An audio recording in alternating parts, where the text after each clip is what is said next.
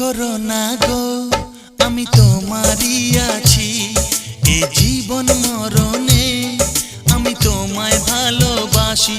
আমি তোমার ছায়া হয়ে রব তোমার পাশাপাশি।